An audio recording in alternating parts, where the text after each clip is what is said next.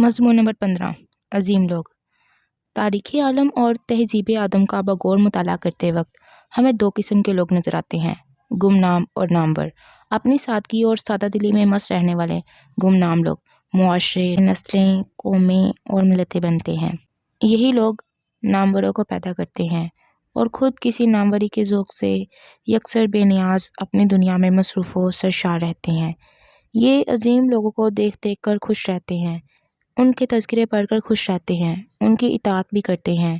یہ لوگ بغیر کسی شور و گونگاں کے زندگی بسر کرتے ہیں اور کسی کو بہت بڑا جنازہ بنانے کی تکلیف دیے بغیر خاموشی سے رخصت ہو جاتے ہیں۔ یہ لوگ کب آئے کب گئے کسی کو خبر نہیں۔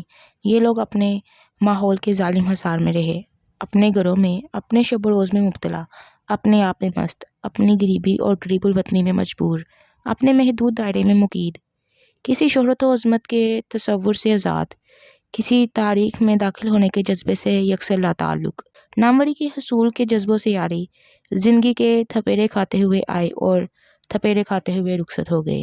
انہیں اتنا بھی معلوم نہ ہو سکا کہ وہ کیوں اور کب غلام ہوئے اور کیوں اور کیسے آزاد ہوئے۔ یہ لوگ ضرورتیں پوری کرتے کرتے پورے ہو گئے، اپنے بعد کوئی بہت بڑی یادگاریں نہیں چھوڑ گئے، کوئی بڑے کارنامے سے انجام نہیں دے گئے۔ عوام الناس کا یہ ہجوم ایک الگ راز ہے، اس کی ایک الگ اہمیت ہے۔ انہیں خالق نے الگ کام کے لیے تخلیق کیا۔ دوسرا گروہ ناموروں کا ہے، عظیم انسان، اپنی ذات کو نمایاں اور روشن کرنے والے یہ لوگ وقت کے چہرے پر اپنے نام کی مہریں ثبت کرتے رہے۔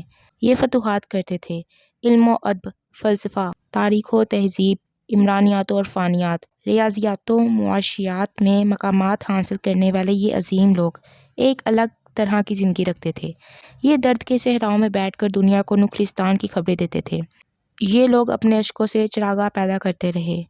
یہ بے بسی میں رہ کر بھی دنیا کے لیے نوید حیات کے نسخے بناتے رہے۔ ان کی تشنگی دوسروں کے لیے آب حیات سے کم نہ تھی۔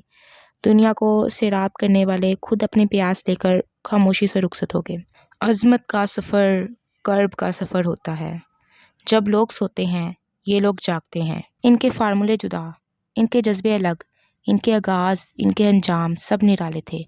فطرت نے یوں تو ہر ایک کو یکساں انداز سے پیدا کیا ہے، ہر ایک کو یکساں صفات عطا کی ہیں۔ ہر بچہ ایک ہی بچہ ہوتا ہے اور مرنے والا ایک ہی میت۔ لیکن غور والی بات یہ ہے کہ قدرت نے کچھ بچوں کو بچپن سے ہی علیحدہ بنایا۔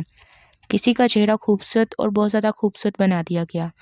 اب اس چہرے کی وجہ سے وہ شخص زندگی میں باقیوں سے ممتاز رہے گا، اس کی صفات الگ ہوں گی اور وہ ایسے مقامات حاصل کرے گا جو عام انسانوں کو نصیب نہیں ہوتے۔ حسن کامیابیوں کے میدان میں اپنا سفر طے کرتا ہے اور یہ سفر انسان کو عظمتوں کے علاقے میں لے جاتا ہے